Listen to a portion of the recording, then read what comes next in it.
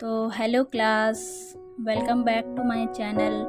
हम लोग आ गए हैं नेक्स्ट क्लास में, जिसमें हम लोग एक्सरसाइज 3.2 के नेक्स्ट क्वेश्चंस को सॉल्व करना सीखेंगे।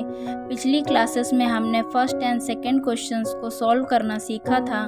जो आपने अगर ना देखा हो तो आप पिछली वीडियो में जाकर मेरे चैनल में देख सकते हैं और सीख सकते हैं। चलिए हम लोग नेक्स्ट क्वेश्चन की तरफ बढ़ते हैं, समय बर्बाद नहीं करते हैं। ओके क्लास, तो आपका जो थर्ड क्वेश्चन है, अगर आपको सारे क्वेश्चन अच्छे से समझने हैं तो आप प्लीज़ पूरा वीडियो पूरा देखिएगा अच्छे से। तो आपको सारे क्वेश्चन 1 पॉइंट में समझाऊंगी, जिससे कि आपको हर एक क्वेश्चन बिल्कुल अच्छे से समझ में आए। ठीक है, तो आप हर एक क्वेश्चन को अच्छे से समझते हुए चलिए।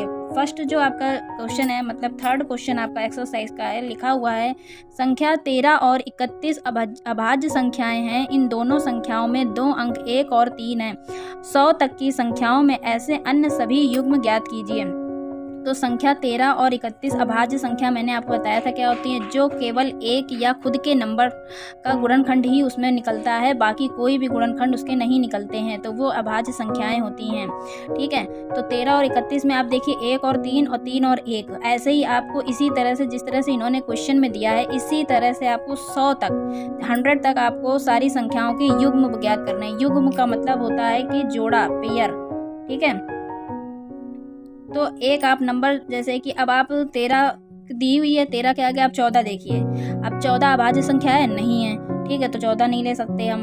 15 अभाज्य संख्या नहीं है, क्योंकि वो 3 के भी पहाड़े में आती है, 5 के भी पहाड़े में आती है, यानी कि 3 के भी टेबल में आती है, 5 के भी टेबल में आती है, इसलिए 15 नहीं ले सकते, 16 नहीं ले सकते।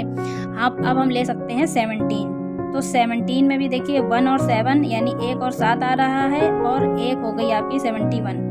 देख लीजिए 100 से कम है दोनों नंबर, और आपकी दोनों अभाज्य संख्याएं हैं। दोनों ही नंबर किसी के भी टेबल में नहीं आती है। देखिए, मैं आपको हिंदी में भी आपको पूरा क्वेश्चन समझा रही हूँ और इंग्लिश में भी वर्ड टू वर्ड सारी चीज़ें समझाती चलती हूँ, जिससे कि आगे आप जब कंपटीशन लेवल की कोई तैयारी करते हैं तो वहाँ पर कभी कभी ये वर्ड्स जो होते हैं इंग्लिश में आ जाते हैं, इसलिए आप हिंदी के साथ साथ इंग्लिश में भी वर्ड्स को जानना सीखिए।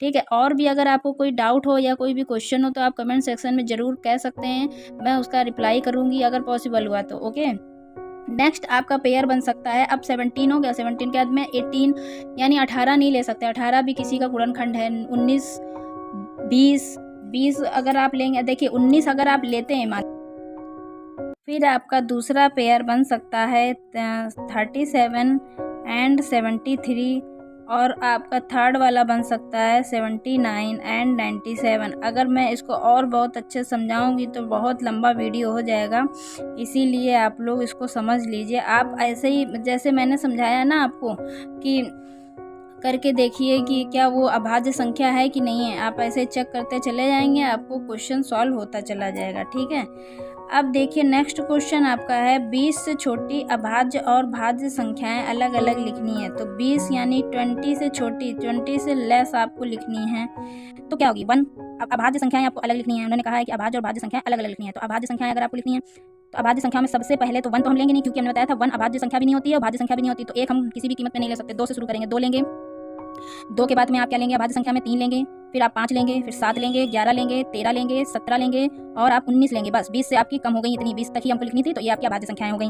भाज्य संख्याएं आप क्या लिखेंगे, अब भाज्य संख्याओं में 2 नहीं लिखेंगे, क्योंकि हमने बताया था कि 2 अभाज्य संख्या होती है जो कि सम होती है। अभाज्य संख्या है, इसको हमेशा ध्यान रखिएगा। इस पॉइंट को मैंने वीडियोस में बहुत मेंशन करके बताया था कि इस पॉइंट को हमेशा ध्यान रखिएगा कि 2 अभाज्य संख्या है, ना कि भाज्य संख्या। ठीक है, तो भाज्य संख्याओं में 1 ले नहीं सकते, 2 ले नहीं सकते, 3 ले नहीं सकते, अब आएगी 4, 5, तो आपकी अभाज्य संख्या हो गई। फिर 6, 8, 10, 9 भी ले सकते हैं, क्योंकि 9 3 के टेबल में आती है, 12, 14, 15, 16, 18। अब आप ऐसे चेक करते चले जाइए, क्या 4 भाज्य संख्या है, कैसे पहचानेंगे। हाँ, ये तो 2 के टेबल में भी आती है, और 4 खुद के टेबल में आती है। हाँ, 6 2 के टेबल में भी आता है, 3 के भी टेबल में आता है, 8 4 के टेबल में भी आता है, 10 5 के टेबल में भी आता है, 2 के भी टेबल में आता है, 9 3 के भी टेबल में आता है। तो ऐसे करके हम लोग चेक करते चले जाएंगे और लिखते चले जाएंगे। आई होप आपको सारे क्वेश्चन समझ आ रहे होंगे।